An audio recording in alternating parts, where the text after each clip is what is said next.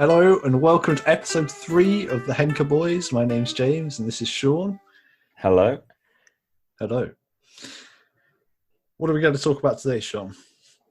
Well, today we have wine history as our topic. As we are very into wine, I thought it made sense to get a wine episode in early on in the podcast. Probably should have been episode 2. Probably should, but we really like cards as well, don't we? We do really like cards, yeah. I want to do an episode on dice as well at some point, actually. Oh, that sounds fantastic. I'm so excited already. I love dice. Oh. Right. Anyway, what are you drinking today, Shaun? Because remember, this is the podcast where we are always drunk. So get yourself a drink. Yes. What are you drinking? I am drinking a Mondelli Edizione Uno, which I mean, first edition, I'm guessing. It's a Pinot Grigio blush, so it's a rosé, and it's Italian. It's from Venice, yes. Denominazione di origine controllato. DOC. Yes, DOC. It is from 2017. Ooh, that's questionably old for a Pinot Grigio. That is what I thought as well.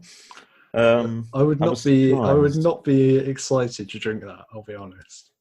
How is it? I really like it, to be honest. Okay. To be honest, well, I say I really like it. It has no negatives, but I'm not sure it has any positives either, to be honest. It's just okay. That's what Pinot Grigio is for. It's always made as a sort of inexpensive type of wine, you know. And I love one bit of the description in particular on the back. It has aromas of zesty minerality. Okay. Do you get that? I'm not really sure what that means, to be honest. Oh, zesty well, imagine minerality. Well, like minerality is sort of a term in wine that a lot of people don't fully understand. But if you imagine, for instance, taking a piece of slate, maybe washing it over with a bit of water and then giving the slate a lick, that would be a kind of a slate minerality. There's many different types of minerality you can get. Excellent. Does that make more sense? It does a bit, yeah, but I'm not sure my palate can taste that right now. We'll have to find you some wine with some minerality to it then. Oh, yes. Can't wait. And what are you drinking today? Well, I have opted for some sherry today. Oh, excellent. Love me some sherry. I've got the most, probably, I assume, the most popular brand of sherry in the world, Tio Pepe. Okay. It's a nice Fino. Let's give it a quick taste.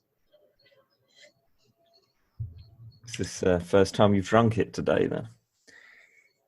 I've been drinking other things today, but this is I've just cracked the sherry out today.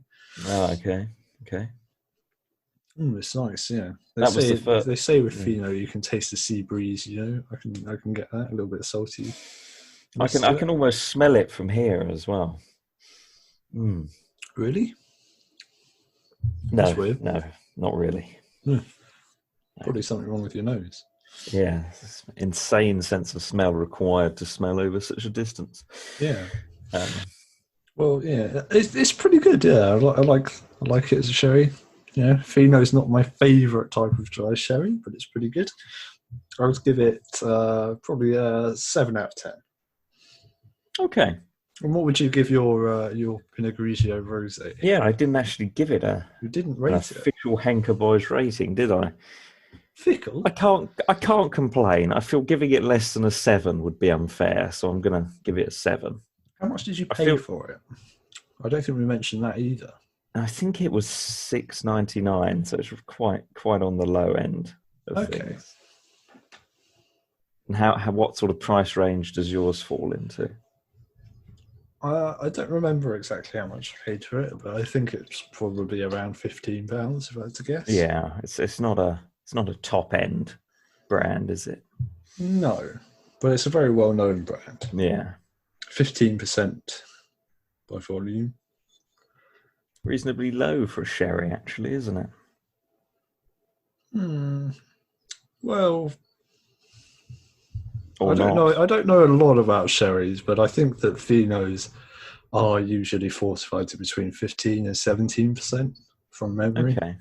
Okay. The Oloroso would be fortified to 20%, I believe, to kill Fair enough. the floor. I won't go into it. No, I'm getting bored already. Yes, so I've bored myself.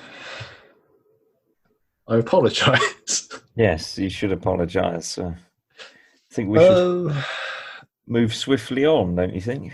How drunk are you? What's your drunk rating? Oh, of course, yes. The drunk rating. Again, I am not that drunk today, and I'm only going to give myself a 4. A 4? A 4, yes. Letting myself down, to be honest. I need to drink more before these recordings. You do. And yourself? I'm probably the most drunk I've been in a recording of the Henka Boys so far. Excellent. I would say anything could happen, but not anything will. No. I'm probably a 5 out of 10 currently. Oh, a 5, I say. Yes. It's getting spicy. Spicy sherry. Indeed. Okay. So, on to our... Sorry, I'm just going to let you die there. Yeah. Most of us die alone, James. It is the fate of the human race. Unless you're very lucky. Anyway, on to our regular segment about sumo. Okay, and moving on, we're heading off to the poem patio today. We are, yes. Shaun, would you like to lead the way outside? Maybe listeners could pour themselves a tall glass of lemonade as we head out into the bright sunshine on the poem patio. I feel it on my face. And you can, of course, drink something stronger than lemonade if you want. You know, a nice gin and tonic. Gin and tonic. It's just, perfect for a patio. Excellent, Oh, it's nice to have some fresh air again, isn't it, James? Oh, it's lovely. And don't forget, kids, wear sunscreen. Yes. It may only be March, but you can still get UV damage. First thing I do when I wake up in the morning, Shaun.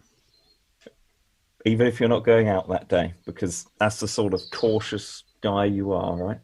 I'm very cautious. I've not injured myself even once. Wow. I can't say the same, but that's another episode. Maybe we could do an episode on my injuries. That would be interesting if we really get desperate. It doesn't sound that interesting. Wow. You put me in a sorrowful mood for my poem. But here we go. As usual, it is themed around our main topic, which I won't repeat. If you've forgotten, you'll be able to work it out very quickly. So it's the history of wine. Thank you, James. Yeah. Morris morosely meditated over his Malbec, mulling over his standstill life. Peter sat polishing off his Pinot Noir, wondering how it had all come to this. Savannah stood savouring her Sauvignon Blanc, her mind elsewhere, totally distracted. Zoe had zoned out, sipping zesty Zinfandel, regretting that she had left the house. Melanie drained her mauve Merlot, melancholic over recent macabre events. Kylie imbibed a curiously crisp Chianti, pretending that everything was normal. Sheila swallowed a sumptuous sherry, shocked that this had happened so fast.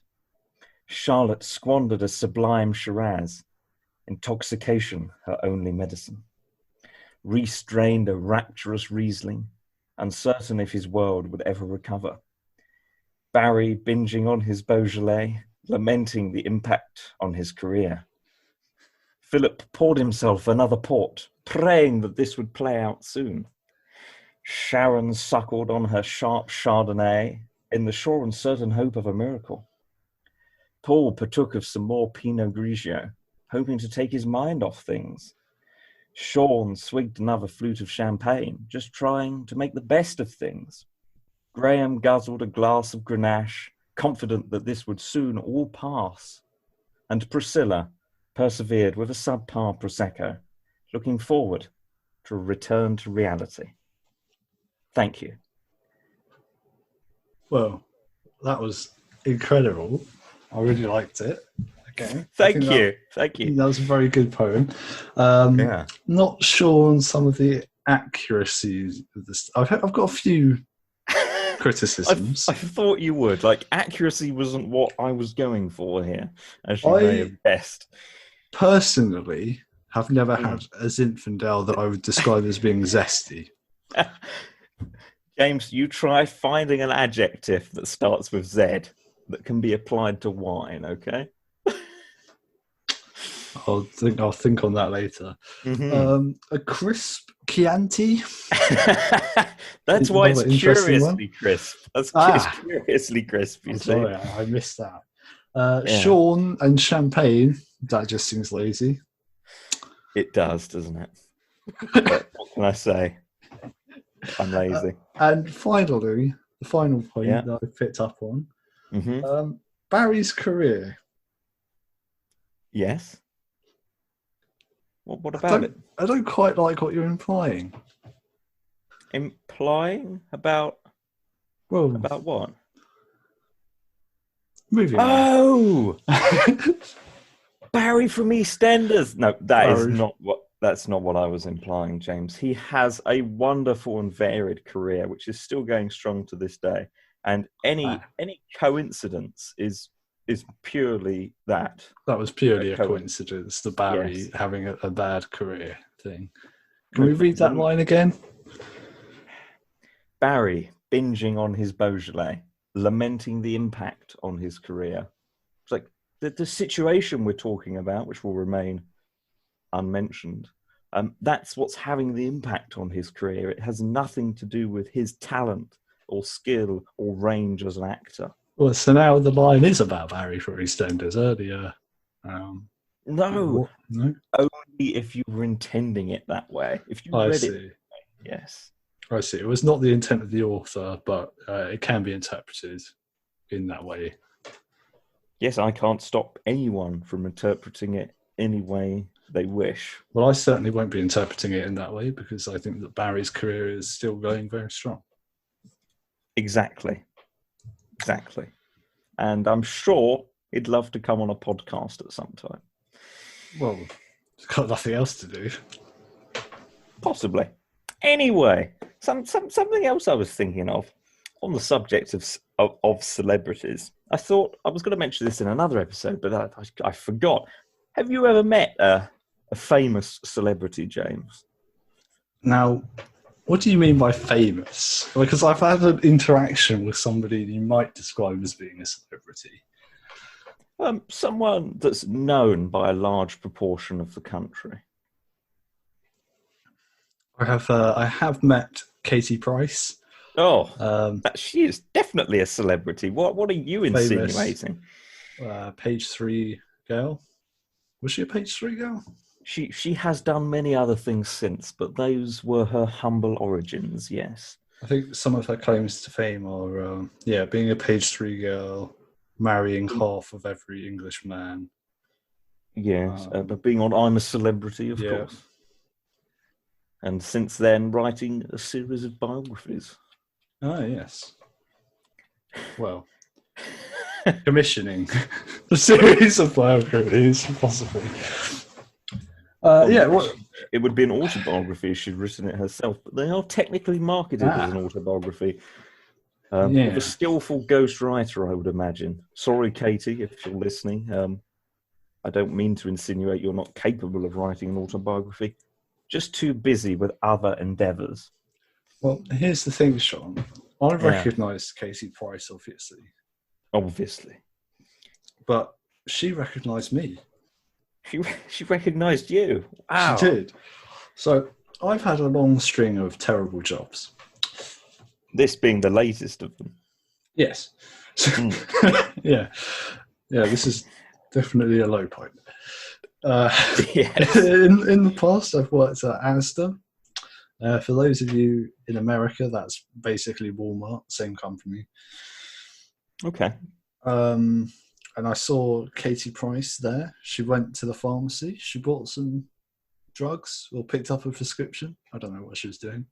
Okay. Anyway, gave her a little nod. Like she gave me a little nod back. And, Excellent. I thought nothing more of it. A few years later, I'm working in a different store. I'm working in a British petroleum store. Okay. They sell petrol. They do. Yeah. It's in the name. And who should walk in, wander in to our little petrol station, but Katie Price again. No. Yes. Wow. And she looked at me and she said, "Didn't you used to work at Asda?" And I said yes. And afterwards, I thought I should have said, "Do you want an autograph?" Because that would have been quite clever. But I didn't think of it at the time. That would have been an amazing response. Yes. Yeah. Wow. Instead, I just said yes. What did she buy? Or was she just buying petrol? Petrol, yeah. She came in, she had a horse, what do they call it? A horse box? Yeah, yeah. Just sort of a big, it was bright pink, like actually bright, lurid pink, with the word Katie Price written on the side of it in sort of stylized font. I can imagine that. Well, that is a fascinating anecdote, James. I don't think I have anything to compare. I've seen lots of celebrities, but an interaction as intimate as the one you've experienced is unknown to me. Anyway, on to the main topic of the day, which, of course, as has now been mentioned twice already, it is the history of wine. Yeah, probably three times, getting a bit. Yes, 3 times now. We probably shouldn't say it again. Yeah, it's going to be quite abbreviated, I would imagine. As always, there is so much to cover. So I'm going to kick us off with the very early origins of wine. And it would appear that wine was developed independently in 2 different places. Oh. Yeah. The earliest records, archaeological records anyone has found, come from China in the Neolithic site of Jiahu. Probably pronounced nothing like that, but I gave it a go. And this is residue of an alcoholic drink on some pottery shards. Now, it isn't only grape wine. It is a fermented rice and honey mix, which they have found traces of grape in. So kind of like sake, but with a bit of wine. Probably is, yeah. And this would have been made out. Apparently, there's between 40 and 50 native grape species in China, so it would have been made of a different grape to the one which was used in the rest of the world. But it's believed, as China had no connection with the rest of the world at this period, that it was also invented in Western Asia in around 5000 BC. And there is another Neolithic period site in Iran called Haji Firuz, and sediment of what appears to be wine was found at the bottom of an amphora. Moving slightly closer to Europe, here we find ourselves in 4000 BC or BCE in Armenia. And there's a place called the Areni 1 cave complex, where they have found the remains of what they believe was a platform for crushing grapes, and then a method of moving the liquid into jars, and evidence of possible fermentation of red wine, which was a very exciting discovery because they didn't realize that it was being produced on sort of like a semi-industrial scale this early. But this evidence seems to suggest it was, and not just as people making it for themselves at home. It was actually an industry. Right. Yeah. And that's quite a recent discovery. It was in the 2000s, I believe. So new stuff coming up all the time about the early history of wine.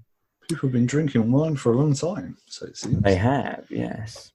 And if we move over to Egypt, Egypt is where wine had become really popular. The Egyptians loved wine. If you look at their hieroglyphs and their inscriptions on tombs and stuff, there's a lot of clearly drunk people, definite signs of intoxication. Yeah, always written in facing to the hieroglyphs. side, aren't they? Yes, it's an interesting point. It's almost like they're 2D images. Almost. And this was really interesting. I thought there was actually a king or a pharaoh called Scorpion. Scorpion? Scorpion, yes. Scorpion the First. Around 3150 BCE, his tomb was found, and it has 700 jars of wine in it. Unfortunately, it's all evaporated, but the residue is there. And they even managed to trace the wine back to the Lebanon, apparently. I'm not sure how they did that, but it goes to show that there was already an international wine trade. Oh, yes. And Lebanon, very good, very old wine producing country, obviously. It still produce very good quality wines today. If nobody's tried a Lebanese wine, I definitely recommend checking some of those out. I mean, Chateau Moussa, in particular, very good wine. Yeah, Chateau Moussa, we're open to sponsorships if you're interested. Yes, so an interesting thing to consider about these early wines is that they're not only made of grapes. Again, these Egyptian wines discovered in the tomb of King Scorpion also include figs, palms, dates, and pomegranates, and a mixture of white, pink, green, red, and dark blue grapes, apparently. So, yeah, what's the term for it in wine when it's not a mix of wine? They're all from one place.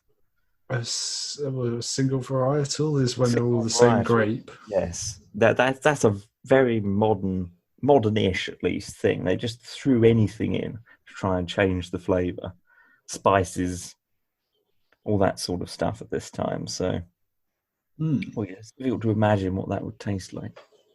And another issue, before we go any further, is that an issue with archaeology is that evidence of grapes or grape juice alone does not imply wine production, because, of course, people ate lots of grapes anyway. So what they look for is evidence of mutation in the grapes when they test them genetically, because a big thing which came in quite early on in wine was sort of grape breeding, and you would keep you wanted to keep the grape traits. Crossbreeding and things like that.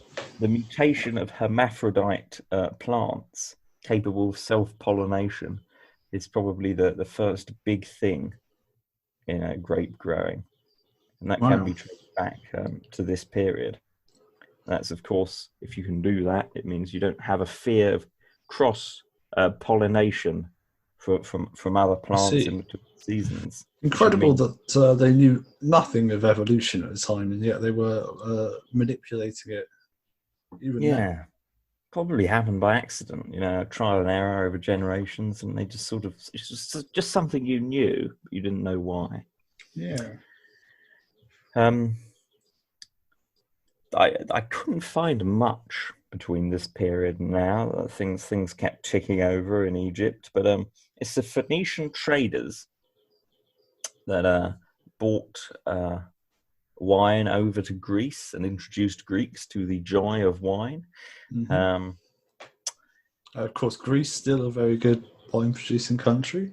Again, if you've never tried an Assatico wine, that's a very good grape. You could give that a go. Excellent. And the Greeks had lots of trading colonies that they tried to expand over Europe. And when they were looking for colonies, one of the things they actually looked for, apparently, was an abundance of grapevines. So when they found Sicily and southern Italy, well, I didn't find it, they went there and they're like, this would be nice to make a colony. And they even called this part Enotria, meaning land of vines or grapes. Enophile, of course, being a lover of wine. It's the same root of the word. Or an enophobic, someone who's scared of wine. And another a heretic, in other words. Another very famous, probably their most famous overseas colony they formed was a place called Massalia in southern France, which is known today as Marseille. So it's wow. Marseille was founded by Greeks trading wine, and it's estimated that through Marseille or Massalia, they shipped roughly 10 million litres of wine. 10 million litres? So it's a lot, isn't it? Per year, yeah. Wow. Very, very impressive. That is a lot of wine. I don't have much else to say about Greece. I've got a couple of interesting things. Apparently, in this period as well, wine was often diluted, usually with water, or apparently sometimes snow if you wanted to serve the wine cold and it was winter. So about 1 to 4 or 1 to 5, I think. Yeah, because the wines they weren't particularly strong in volume because it's impossible to get them over a certain volume. About 16% seems to be the cap, yeah. Yeah, but they would be extremely strongly flavoured, possibly to disguise any extreme acidity or something like that. Yeah, so they would often be mixed, and they believed only barbarians drank unmixed or undiluted wine. So that's an interesting thing to consider. I mean, at the time, the wine was not ageable, and probably had to be drunk within about a year before it turned into literal vinegar. Oxidation is the word I was looking for before. That's an issue. Yeah, they couldn't stop the air from getting into the wine. Unpleasant. Yeah. I've also got a little interesting fact here about prices. Apparently in Sparta, it obviously varied between years and seasons, whether wars were on, but I got the figures of a quarter of a drachma per bottle of wine, which was about a quarter of a daily pay, an average daily pay. So it's not completely elite. Like that would still be by today's standards, average daily pay in the UK, I don't know, 70, 80 pounds. Like so 15 to 20 quid would be a bottle of wine. Fairly sort of comparable to sort of middle road wine these days. Yeah. So soldiers would definitely be able to afford to spend a bit of money on wine. And especially if you were always drinking it diluted and afterwards, it would last a while. So it wasn't just something very rich people would drink. It was quite widespread. Yeah. Do you have any other information about wine in ancient Greece, James? I don't, but I can move us forward into the sort of Middle Ages, if you like. Oh, I've got a lot of information on Rome as well. Oh, do you? We should probably come first, yeah. Well, yeah, let's hear that. Well, let's sit back and buckle up for the ride, because I've got a lot more about Rome than I did about Greece. I'm pulling on my earlobes. They are wide open. Excellent. Now, the early history of Rome, although we think of Romans as drinking lots of wine, apparently they preferred beer.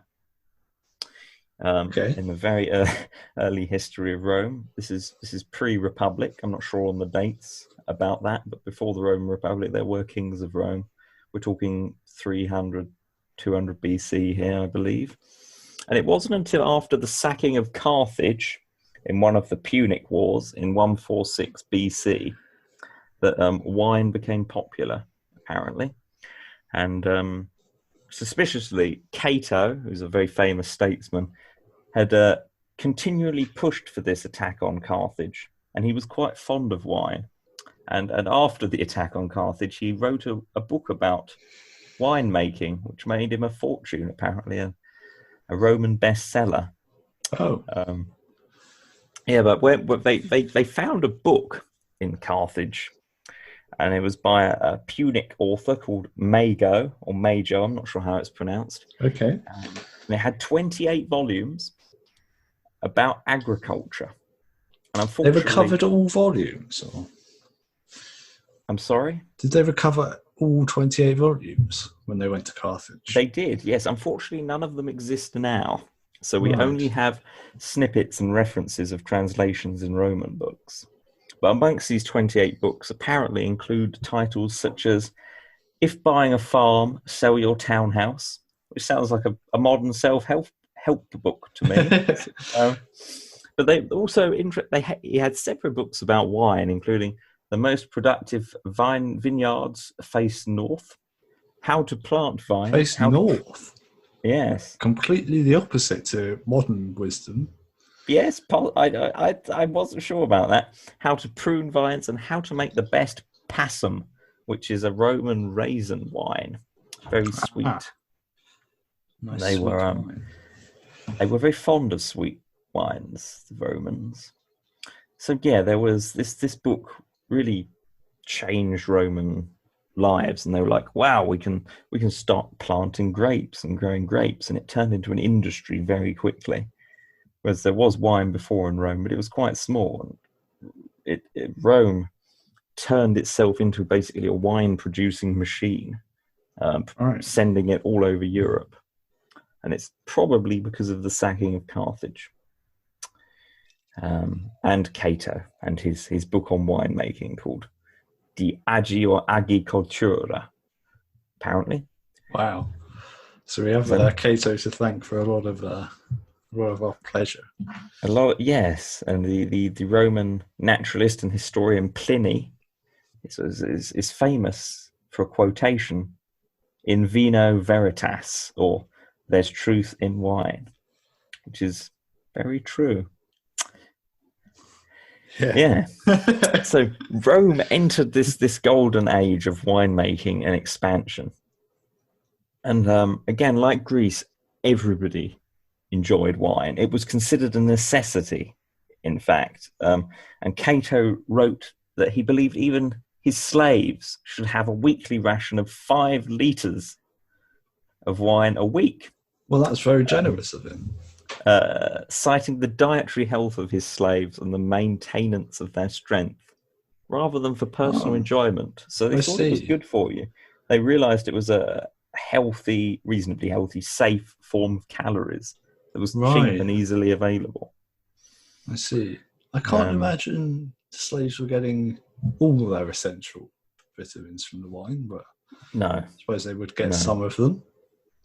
And another reason, as historians say, as well as this Carthaginian connection, is that the grain trade and grain growing, wheat, in the Roman Empire. It wasn't really an empire at this point, but it really took off, and they started mostly eating bread-based meals, whereas prior to that they'd been eating porridges and gruels made of oats and barley and stuff. So now that they were eating drier food, they needed something to accompany it. I see. And so wine fitted in well perfectly with that. Yeah. Apparently, at this high point of Rome's wine career, 180 million litres were being drank annually, which is equivalent to a bottle of wine each day for every citizen. So wine really is... You cut out there, Shaun. Oh, did I? So every citizen. Bottle of wine each day for every citizen. Wow. It's a lot. Yeah. And we also have a very interesting thing. The year 121 BC becomes the first famous vintage of all time, known as the Opimian vintage, after Consul Lucius Opimius. Right. It was famous for its abundant harvest and the unusual high quality of the wine produced. And some of its best examples were being enjoyed over a century later, which is very surprising. I see. And apparently Caligula was given a 160-year-old bottle of Opimian vintage. at some point during his life. Wow. Because, as you said, the Greeks didn't know how to age wine, but the Romans did, depending on the style. Okay. And it was quite common to keep an old wine. There was a type of wine they called Falernian, which is probably the most famous of all Roman wines, particularly valued for its aging ability. And it was said to need to age for at least 10 years before being sold, but being best between 15 and 20 years. Right. And then it started going downhill. Okay. And there were laws codifying the distinction between whether a wine could be called aged. So this is the first instance of that. And that wine had to be aged for at least a year old before it could be called aged. Right. An interesting addition to make. They managed this, apparently, by putting a layer of olive oil on their wine when it was being stored. And that seals it. Interesting. That seals it from the air. When you pour it out, it doesn't mix, and so it just slips. You can siphon it off, I suppose, under the oil. So that's how they managed it. That's very ingenious, actually. It is. It sounds a bit odd, but I guess it worked. Yeah. There's a famous bottle of wine called the Speyer bottle of wine because it comes from a Roman tomb in Speyer in Germany. And it's a glass bottle, about 1.5 liters, and it's the oldest bottle of wine in existence. And it dates to roughly. Did it have a cork or? It has a layer of oil on top of the wine, and then it has a wax seal in the top. Okay. Which is what they did with bottles of wine. So it hasn't been tasted because they don't want to open it in case it destroys the wine, so they don't have much way of testing it. Also, it would probably taste disgusting. It probably would, yes. Well, experts have said, I think it would definitely would. Have said it would be fine to drink because they don't believe any bacteria would be harmful, but it would taste quite awful. Yes. Yeah. No doubt. Talking about aging and stuff, they also had an interesting thing called a fumarium, which is a smoke chamber where you would store your amphorae full of wine, which apparently added a smokiness to wine's flavour, which is something I would like to try, a smoky wine. I can't quite imagine it. Oh, there are some you can get, not particularly from having smoke in a room, but there are some grapes that are particularly famous for producing smoky flavours. Pinot Noir can do. Also, Pinotage, very famous, particularly South African Pinotages. Okay. And it was also often stored in resin-coated containers. Resin from trees. This is giving it a flavour similar to modern Greek retsina. And retsina just means resinated in Greek. So retsina is still flavoured with tree resin. I've not tried it. They did that accidentally. They weren't trying. It was just to preserve the wood that was coated in resin. I see, yeah. So they accidentally flavoured a lot of their wine. No, I've never tried retsina, so I can't imagine. I can imagine what it smells like. Smell of a freshly cut tree. But not what it tastes like. Probably, I'm imagining one of those pine air fresheners, maybe if you bit into that.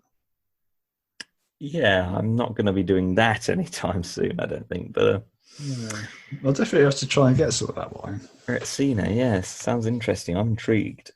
Yeah. And the last big topic I'd like to cover in the Roman period is Pompeii. I'm sure everyone's heard of it. Destroyed by Mount Vesuvius in AD 79. Yep. Was the home of the Roman wine industry. There were vineyards all across the region and up the slopes of Mount Vesuvius. That's bad.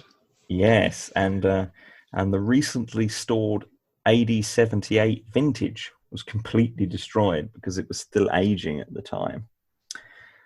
This caused a dramatic shortage of wine in Rome. Not the empire as a whole, but Rome especially, because that is where there weren't that many vineyards in the Rome vicinity, because it wasn't as hot or sunny. So further south is where they got all their wine from. It was a day's travel away. So it was close enough that it was very, very easy to act as like a wine town. And that's what it was. Right, okay. But this did affect the flow of wine in Rome's provinces as well, because Pompeian wine, if that's a word, I've invented it on the spot, was well known for being excellent all across the Roman Empire. Yeah, well, I suppose you've got those volcanic soils. They wouldn't have understood that, of course. So no, might have something to do with it. Wine rose sharply in price, and it made it unaffordable to all those apart from the wealthiest. This wine famine caused a panic across Rome, as it would.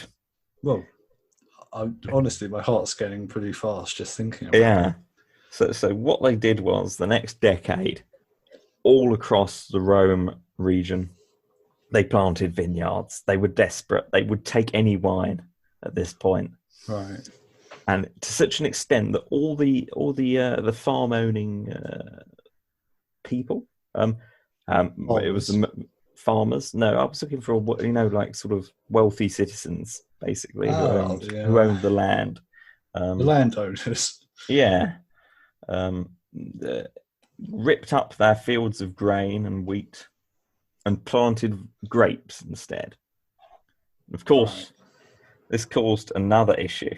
Well, yes. I mean, within a couple of years, got a lot of wine.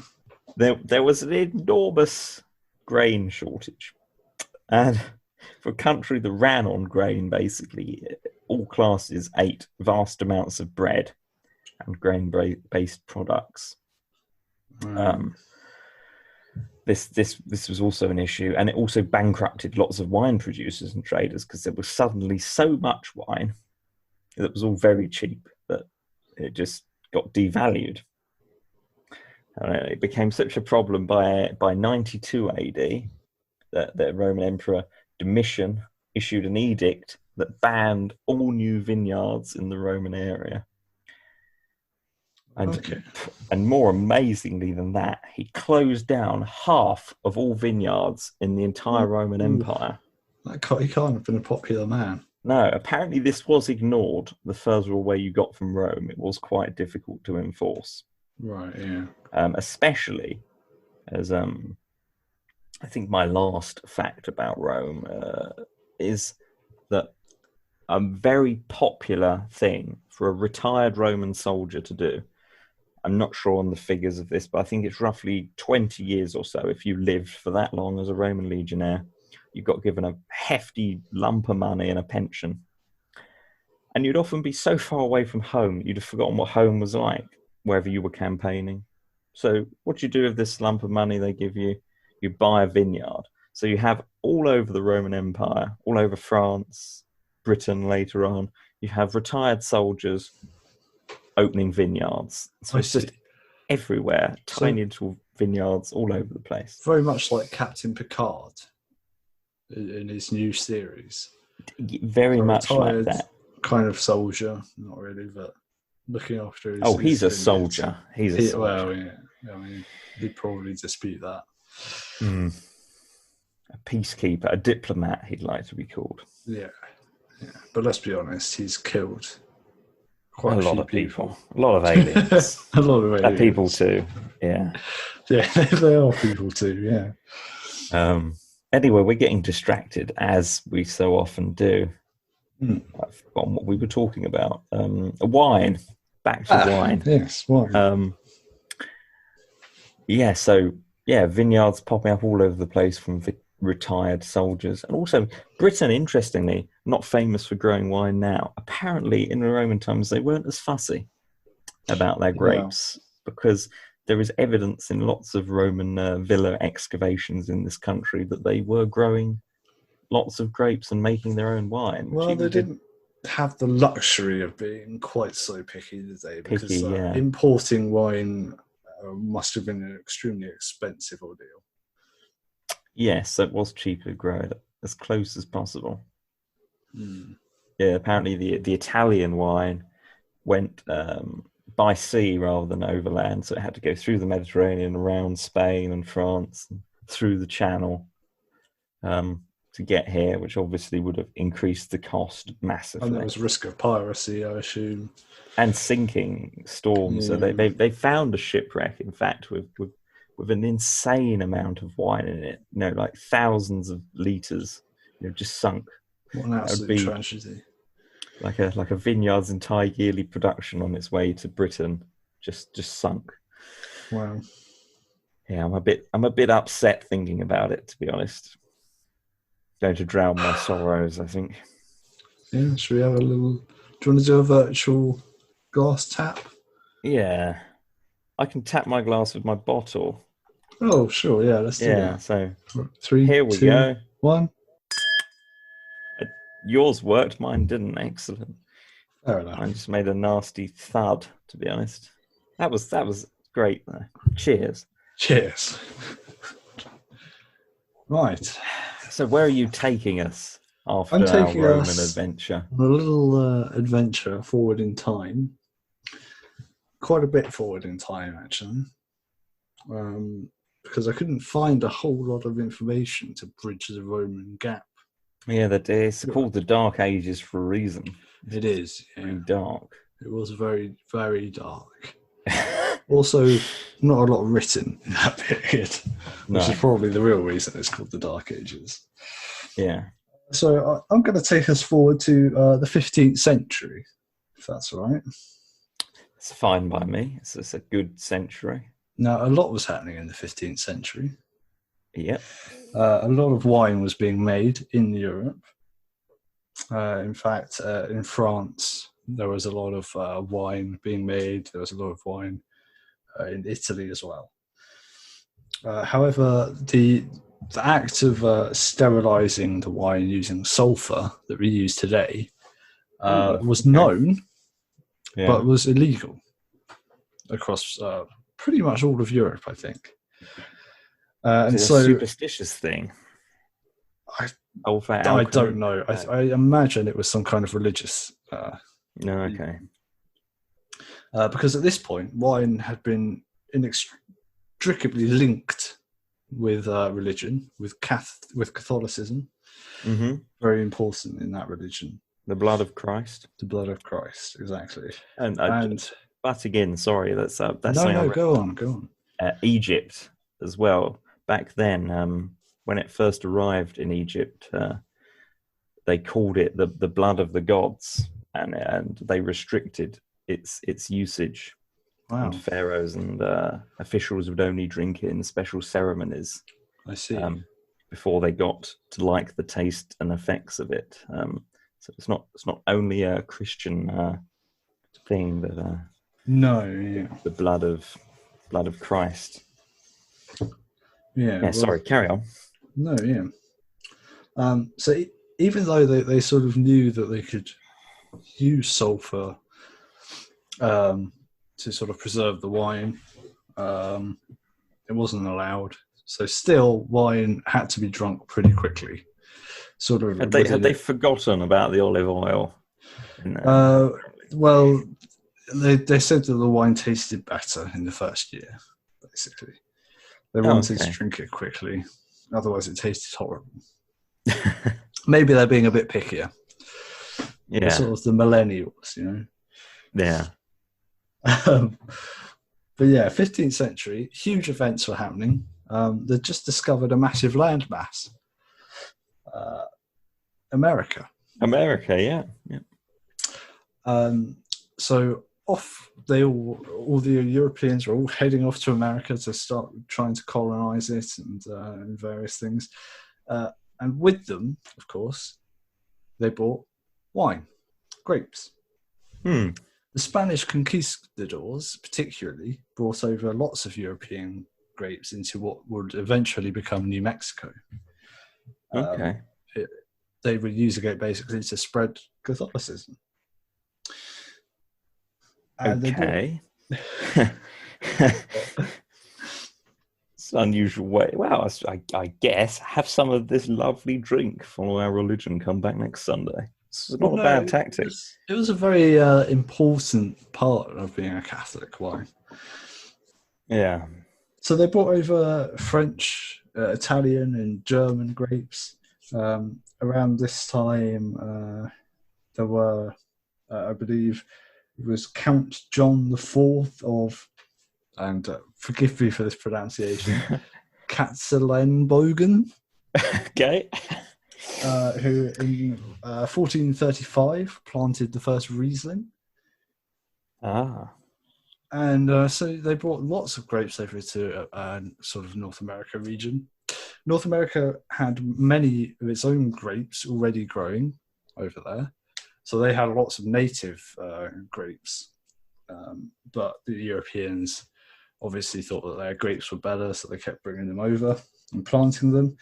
There were some grapes planted in what would become California, but a lot of them failed mysteriously, and we'll get back to that. Okay. Monks at the time in Europe were the main creators of wine. Presumably, they made a lot of wine because they were the ones who were the most educated, so they could read more information about winemaking and then propagate it on in the future. They also had quite a lot of time on their hands, didn't they? Yes, that's true. Yeah, they didn't have to work the fields too much, did they? No. So they basically controlled the entire international trade around this time as well. Really? Okay. Yeah. So they're the ones that were sort of buying wine in from different countries and selling it off to different countries as well. And what this kind of resulted in was that wine was a very common drink in the south of Europe, where it was affordable because it was grown there. But in the north, where wine had sort of fallen out of favour and people were drinking beer instead, it was very expensive because they had to import it from the south. And so in the north of Europe, it was really only drunk by sort of nobility. Whereas in the south, the commoners were drinking wine all the time. Yeah. Yeah. In the 16th century, move forward, Mexico had actually started to produce a great deal of wine and has actually begun to overperform or overproduce Spain. Yeah, they got around to that pretty quickly, didn't they? They did, yeah. Like, we're invading, get the grapes planted, no time to waste. Exactly. So what did Spain do? They outlawed winemaking in Mexico because I guess they were being embarrassed. Wow. So that completely stopped the sort of flow of wine out of Mexico, unfortunately. Is it known today, particularly as a wine-producing country, Mexico? No, not particularly, no. No, I didn't think it was. Other countries in South America are. There are Mexican wines. I've not tried one. I'm sure there's wines from every country. Yeah, maybe in Antarctica. Technically a country, though. And then moving forward again into the 17th century, we're starting to see in Europe real sort of industrial churning of the wine industry, if you like. Love me some churned wine. Oh yes, there were some really big producers in Europe. One of the biggest producers were the Benedictines. And they owned vineyards in Burgundy, Bordeaux, Champagne, Rheingau, and Franconia, all very famous sort of wine-producing regions during this time and even now. One of the Benedictines was a monk called Dom Perignon, who... I've heard of him. If you know about wine, you'll be quite familiar with Dom Perignon. You can still buy a lot of Dom Perignon champagnes today, and they're not cheap. But Dom Perignon in 1693 accidentally created the first sparkling wine. When he was making wine and figured out that he could make a second fermentation occur within the bottle after the first one had finished, he panicked because it was bubbling. He couldn't get rid of the bubbles. And a potentially erroneous claim is that he then immediately shouted, "Come quickly, I'm drinking the stars." I don't know. Like you do. That'd be my first thought. Yeah. However, it wasn't really seen in the greatest of lights because wine sparkling wasn't really considered to be a very natural phenomenon. Also, the closure on these bottles were not the best at the time, and so the added pressure of having that sort of would pop the lids off constantly. And this led that type of wine to be described and called the devil's wine. Ooh. Yeah, they weren't the greatest fans of it. And Dom Perignon himself tried desperately to rid his wine of these bubbles. But eventually he decided, I can't get rid of the bubbles, so let's just make the bottle stronger. So eventually the bottle's sort of closure was strong enough to withhold all the pressure, and the very first champagnes were created, discovered in Champagne. Yes. Yeah. Locally named. Locally made by a local monk. And then we move forward to the mid-19th century, when the Great French Wine Blight occurred. Have you heard of this?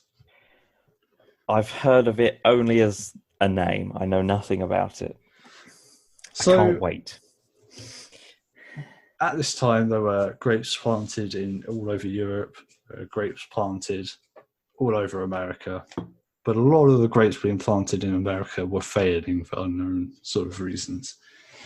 And during this time, a lot of the sort of Native American and also just the normal sort of European vines were being taken from North America and shipped back over towards Europe, where they were doing all kinds of experiments like crossbreeding them and things like that. Unfortunately, it seems that they brought with them a kind of aphid called phylloxera.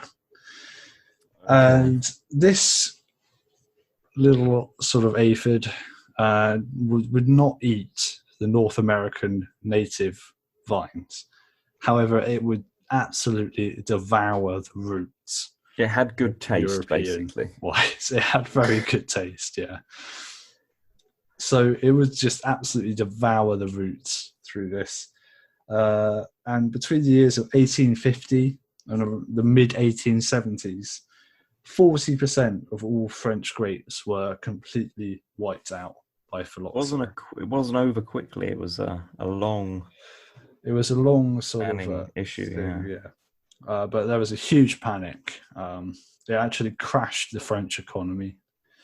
Wine being a very big export of theirs at the time. And there were fears that all grapes in Europe would be wiped out, essentially.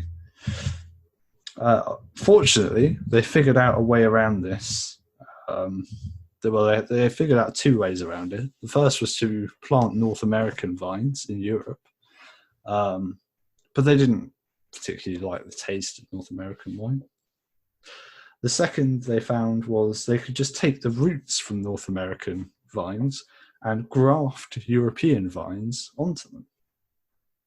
And this would stop the phylloxera from eating the vine roots, because they just didn't like North American rootstock for whatever reason. And so that's what they did. And they still do that to this day. Most European vines are grafted onto North American rootstocks. Wow. Yeah. Is phylloxera still around then? Is it still It is danger? Still around, yeah. There are some places where they choose to use vines that aren't grafted. Apparently Bollinger have a few. famous champagne producer. Also in Chile, somewhat mysteriously, Chilean vines were not affected by phylloxera. I don't know if there's a reason for that, possibly the altitude they're growing at. So in Chile, they use a lot of ungrafted things, which tends to mean they get higher yields, which tends to mean their wines are a bit cheaper than elsewhere in the world. Ah. Yeah. So with the movement of vines from Europe into America, we had the New World wines sort of being created. Now that they could grow European vines in places like California with the new sort of vine grafting option. All right. We have the like Argentinian wine, Chilean wine, and Californian wine, which sort of formed the New World wines sort of section. Whilst this is all going on in South Africa, vines were being grown in around in the 1680s, and Australia would import vines from South Africa. They failed fairly regularly and only really sort of succeeded in the sort of 19th century. And then obviously from Australia, New Zealand took some vines as well. And so these sort of 6 countries formed the backbone of New World wine. You have Argentina, Chile, California and America, South Africa, Australia and New Zealand. And these were all considered to be inferior wines to the original European wines until fairly recently, sort of around the 1970s, 1980s.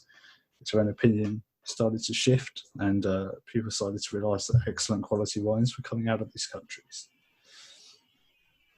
And that takes us up to pretty much the modern day. So we still have European vines on top of North American roots. We have New World wines and Old World wines being considered on, somewhat even playing field, although some people would no doubt disagree with me on that. Almost certainly. I'm tempted to, even though I don't have the authority to. Yeah. Well, I would say I still have a bias towards European wines. Yeah. For no other reason than that it's European. Yeah, I mean, you've got the really big houses. The thing that we have ended up at is we have a kind of a clear split between Old World, that is the European sort of world, and the New World of wine. In the Old World, wine production is now very, very, very strictly controlled by law. Yeah. So, for instance, in France, if you want to grow a certain grape, you have to find an appellation or a sort of a controlled area where you will be allowed to grow that grape. You can't just say, I'm going to stop growing Riesling in Bordeaux, because that's illegal. If you want to grow Riesling, you have to go to some other area like Alsace. But in the New World, it's completely opposite. It's sort of the Wild West still. If you go to California, you want to grow a grape over there, you can basically just buy a bit of land and start growing the grape there. Would it be any good? I don't know, but you could try it. Whereas you really can't do these kind of experiments in the Old World. And that's resulted in much faster sort of evolution of viticulture within the New World, where they can experiment and do these sort of things. Whereas in the Old World, we're left with very traditional kind of made wines. And I think both approaches are good in different ways. Indeed, yeah. Well, it's all been extremely interesting.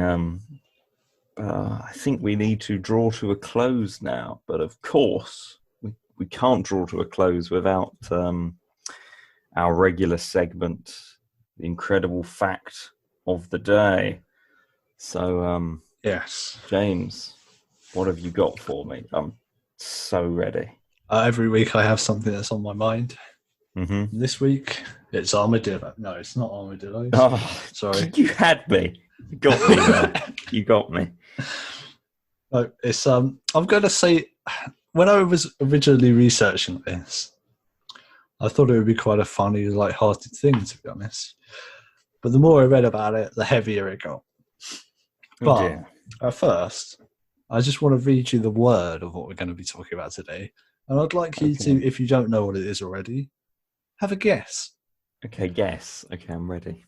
Logorrhea. Logorrhea. Logorrhea. Okay, I'm probably going to sound silly. I'm going to guess it's like some sort of plural version of a logarithm. That's completely wrong. I knew it would be. Yes. Right. So, I think it's fairly self-explanatory once you know what it is. Okay. So we have log. It sort of means like words, right? Does it? Okay.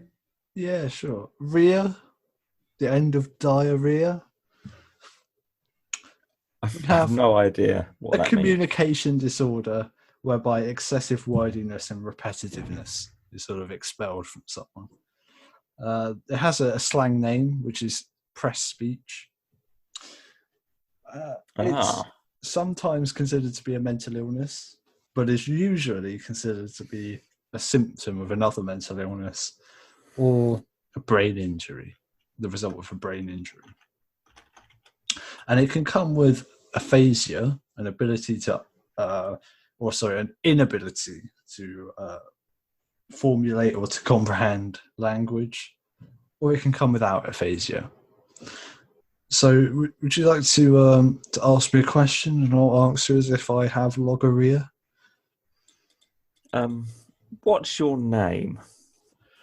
My name. Names are an interesting sort of thing. They're a bit of an abstract sort of concept. Personally, I have a name that was given to me by my parents. My parents decided to name me James, but other people have different names. They could have all kinds of different names. There are different names for men and women, but sometimes men and women could have the same type of name. It's all just kind of dependent on that kind of thing. Is that the kind of answer you were looking for?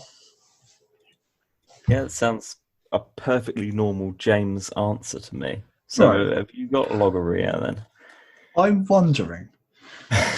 Because I wouldn't have been shocked even without the preamble if that's the answer you'd given me. So yeah, it's an interesting sort of disorder to have. It can come as the result of, like I said, a brain injury, or people with schizophrenia, catatonia, ADHD, or manic syndrome also could have. Okay. Do you have any thoughts? Do you know anyone with logorrhea? I don't think I do. No, apart from you, potentially. Yeah. I mean, It's interesting though that a brain injury or problem could increase one's language and vocabulary. You almost imagine it be the opposite, don't you? Well, I don't think it increases their vocabulary. No, but yeah, and unnecessarily. Unnecessarily, okay. Yeah. That's a sign of it. Unnecessary talking. Well, repetitive talking is a sign of it. Yeah. Okay. Was that incredible enough for you? It is pretty incredible. Yeah, we did get quite serious. You were right. It isn't as light a subject as I was thinking of. But to make it lighter, I do have a joke to end our episode on. Oh. Okay. Okay. Get ready because this is pretty good. It's not mine, unfortunately. Should I sit up straight? Yeah, it's perfect. Right. What do you call someone who constantly talks about the wine they're going to open, but they never do? No? I don't know. What do you call somebody that always talks about the wine they're going to open but never do? A cork tease.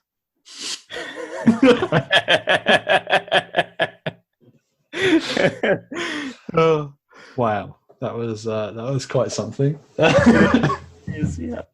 And it's a wonderful image because I'm sure we've all at least heard of someone or seen someone on a TV show who does that, and it's this sounds like what I do when I'm opening a bottle of sparkling wine. Yeah, it's very annoying as well. So all of you cork teasers out there, please stop doing it. Just open the wine. If you know you're not going to open the wine, just don't mention it. Yeah, I think that's fair. Fair, yeah. Yeah. Can't brag about wine you're never going to drink. There we go. Got that off your back, Sean. I got it off my back. I've been holding it in the whole episode. Sean, do you want to take us to the inevitable and relieving end of this long, boring podcast? Well, I'm sorry to hear you feel that way about it, James. We will have to try better, but I will bring this to a close by saying thank you for listening, if you've made it this far. And we'd love if you got in touch with us on Twitter or Facebook with any suggestions for future episodes, or if you'd like a shout out, or indeed you would like to be a guest, please do get in touch.